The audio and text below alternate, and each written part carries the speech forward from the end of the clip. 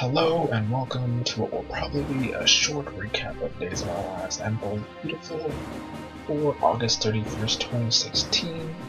Most of these shows are more worthy of a fast forward button rather than my time, but we'll see how today's episode is starting with Days of Our Lives, and it looks like we're in for a sad one as stuff about Abby's death has been coming out.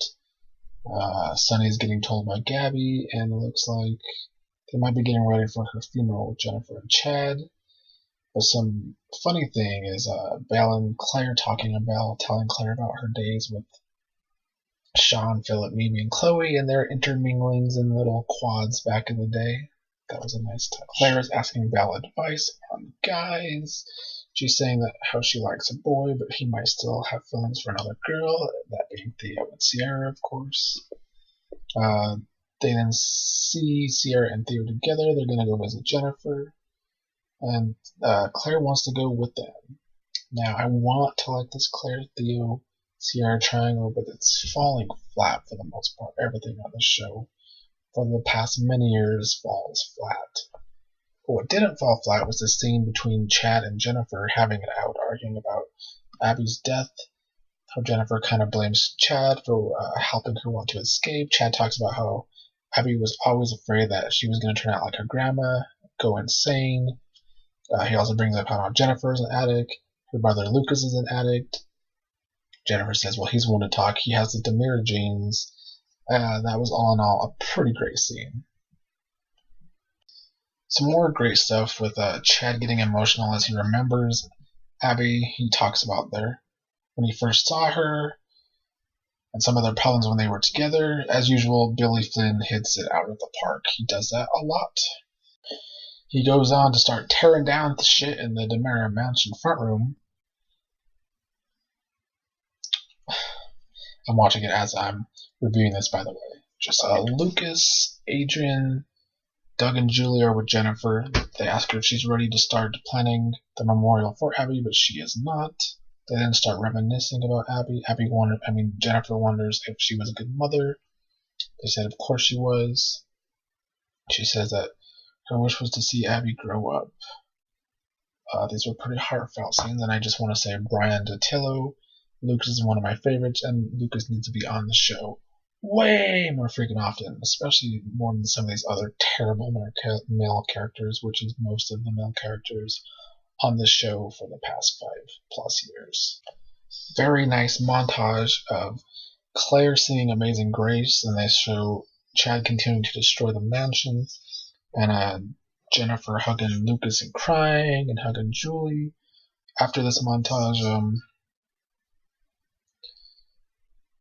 Belle shows up at the mansion to comfort Chad in his grief with the destroyed front room. Jennifer is telling Lucas and everybody about how she saw Jack earlier. Speaking of Jack, there's another great male character that should be on the show but isn't, because the show wouldn't know a great character if it kicked him in the ass. She also tells everybody her worries about Chad with their grandson and if he'll be safe there with the Demirs and all that. Lucas kind of defends Chad and says that Jennifer might not be up for it too. Jennifer agrees that she isn't up for it and doesn't know what she wants to do. Sunny and Gabby visit Will's grave together, which is nice. Will shouldn't be dead. Another huge mistake by this show. They make so many. That's all they do is make mistakes. Then Lucas and Adrian tell Jennifer how they might postpone their wedding.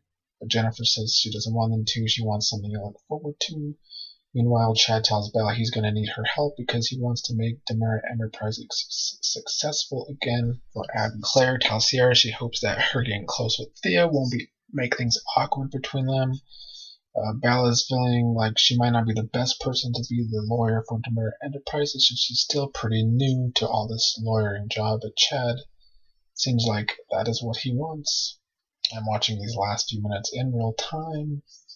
So let's see. Belle wants she and Chad to clean up the mess in the front room.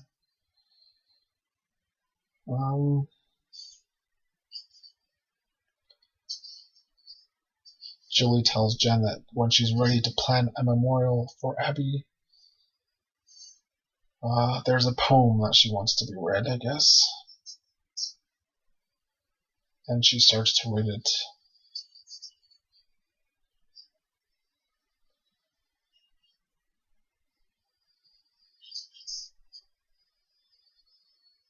Pretty heartfelt poem. Everybody in the room getting very emotional for Abby.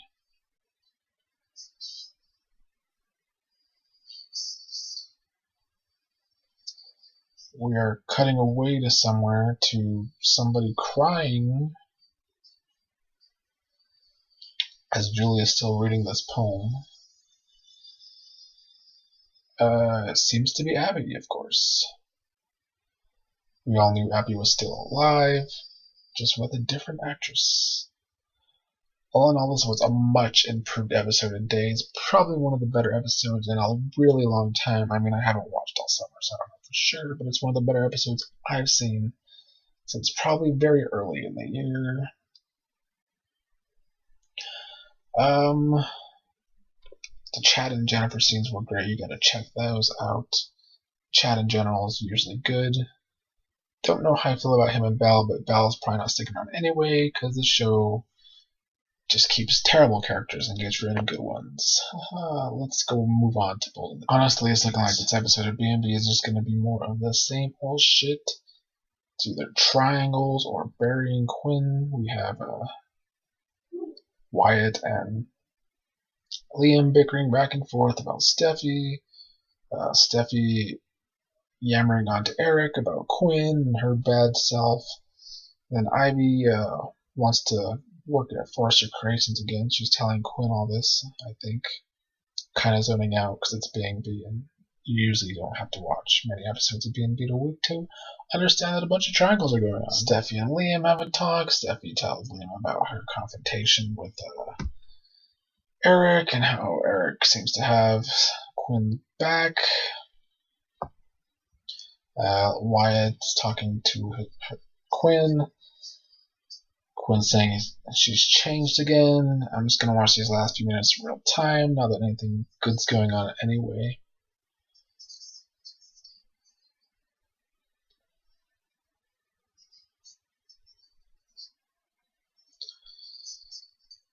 Liam wants to know about Steffi's happiness. She says it's complicated.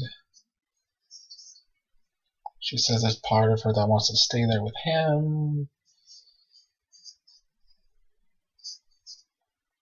They continue to talk shit about Quinn, basically, is the gist. Quinn is now alone, having flashbacks about Wyatt.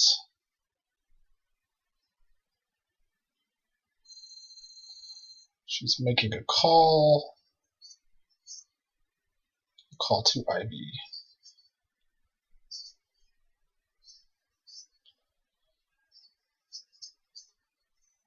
Quinn wants to do everything in her power to ensure his marriage doesn't end. That's what she told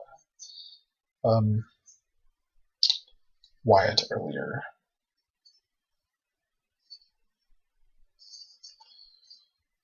Quinn is telling Ivy that she could really use her.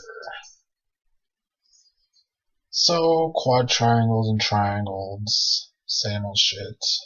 B&B, you don't have to watch it more than once a week, to be honest. So that was my review for Days in B&B for the day. I will see you all again tomorrow. I don't know why I torture myself watching these two shows. But check out my GH and Y and R ones if you watch those. Or even if you don't, you should, instead of watching these two shows. Please visit boxoftalks.com and subscribe below. Peace out.